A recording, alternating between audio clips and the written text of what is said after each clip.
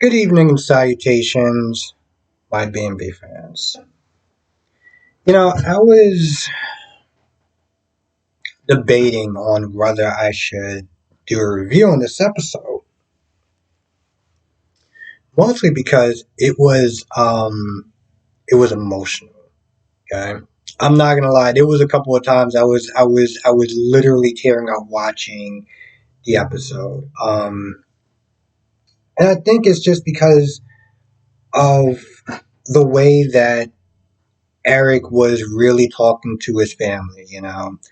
You felt the love, you felt the regret, you you felt that throughout each one of his talks that he had with all his children and his grandchildren is that he wished he had more time with them.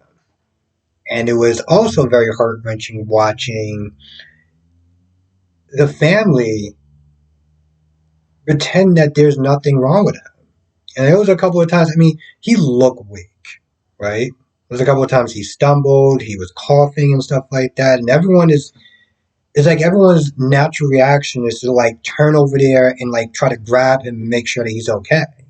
And you can see that they are fighting that urge to go to him and be like, hey, I know there's stuff that's going on or whatever. It's like you saw it on each one of their faces. And hell, even Eric was like, when he talked to Katie, he was like, I know only three of us knows, but I feel like everyone else in this room knows about my condition.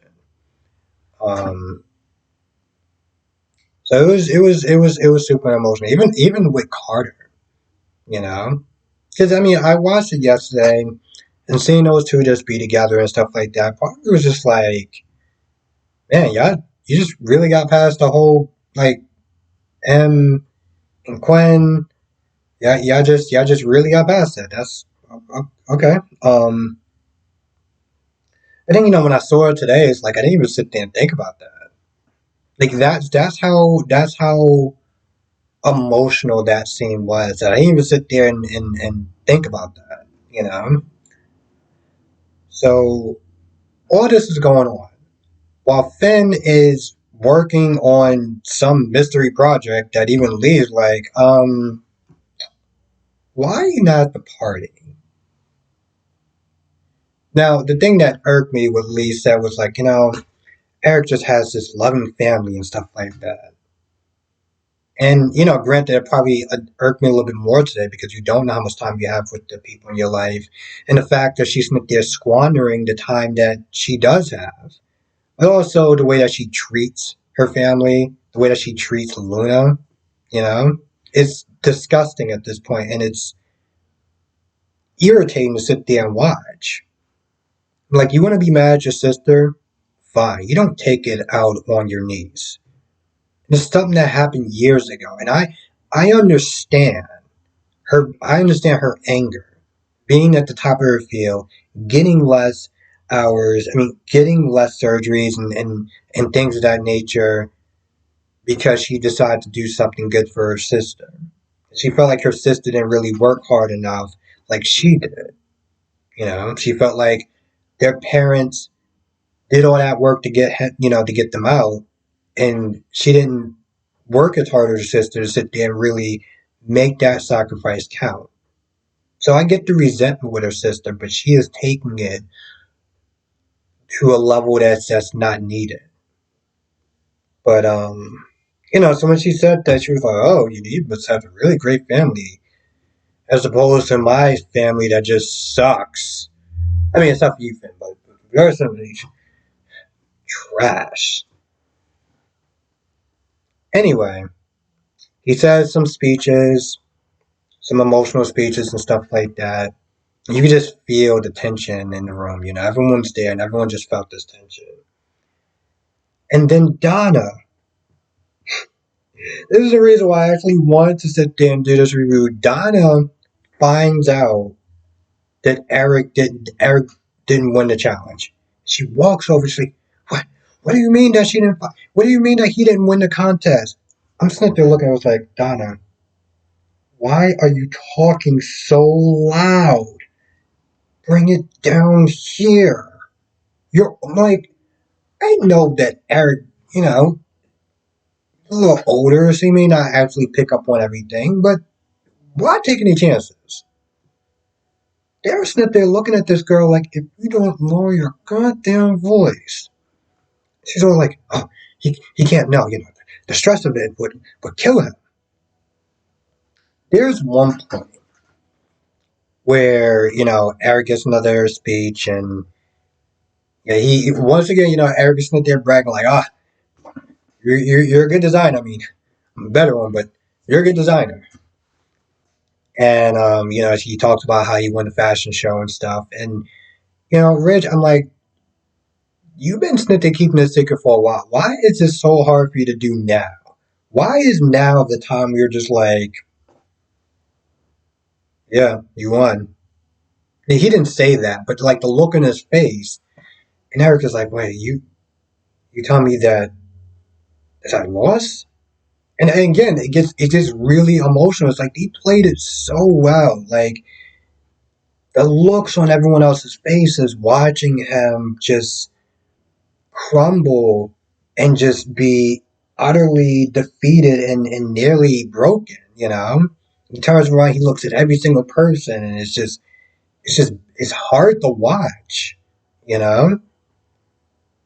And it seems like everyone wants to sit there and like cuddle him and hold him and embrace him. He's like, you did this to me. And he makes this whole big thing. And then he's like, thank you. And that surprised me. I did not see that coming. I thought he was going to just be like really angry and then just like, you know, fall over and stuff and faint, you know? I thought he was going to do that. That's what they felt like. That's what they were leading me to. So when he did that and everyone was like, oh, he, I didn't see that coming. I thought he was just gonna break down and start crying, like yo, smiling and everything like that. And it was such a great moment, most because I didn't see it coming. Now, of course, you know that's when things, well, it pretty much kind of go tits up at that point because then he collapses and you know he says his final words and you know then seemed like he just dies right then and there.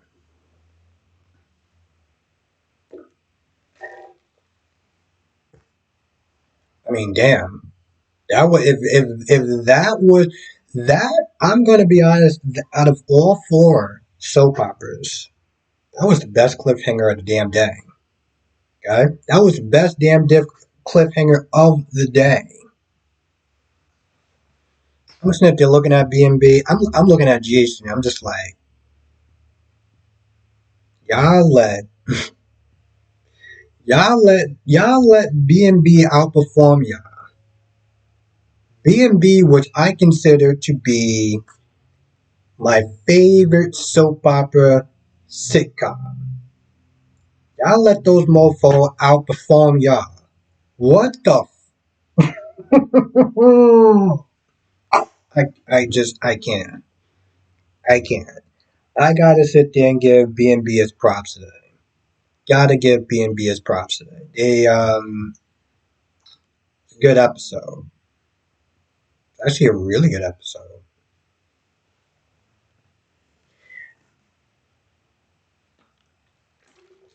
See, here's the thing. A lot of times and I'm really harsh on GH. Harsh on GH for a reason. Because it's the show that I watched the longest. It really, I mean, One Like to Live kind of got me into soap operas, but General Hospital, it's like, it's been the longest soap opera I've watched. It's been my favorite for such a long time. And one of the things that people always sit there and say to me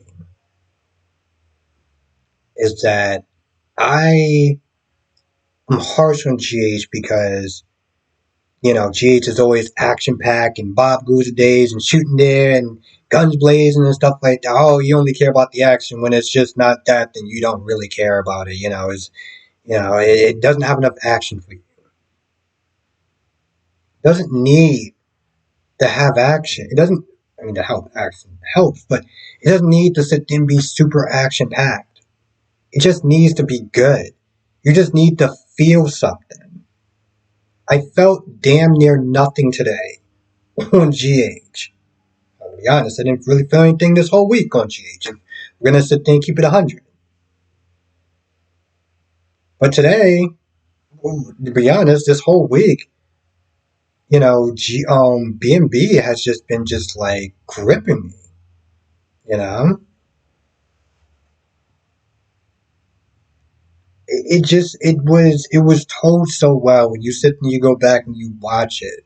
Again, even when he finds out and everyone's just kind of like gasping and they're looking and then turning around. And each person has this worried and sad look on their face, like, "Oh my God, how is he going to sit there and handle this?"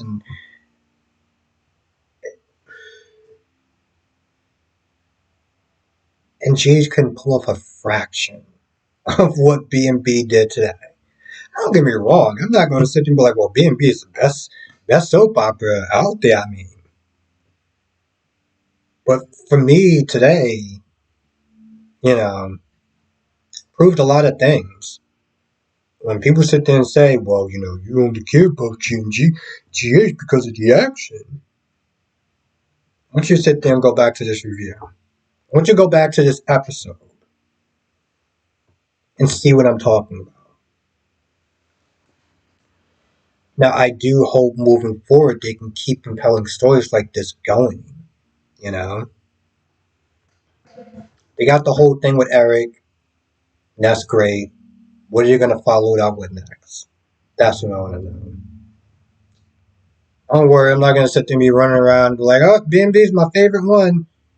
They did good today. I give them their props. And with that being said, I'm going to go. I might have missed some things here or there. But as I always sit there and say, come to the live stream tonight. 8 p.m. Eastern, 5 p.m. Pacific. We'll sit there and talk about all the shows, General Hospital, Days of Our Lives, Born Beautiful, and Getting Restless. With that being said, I'm going to go. I want to thank you for watching. I'll see you in the next video.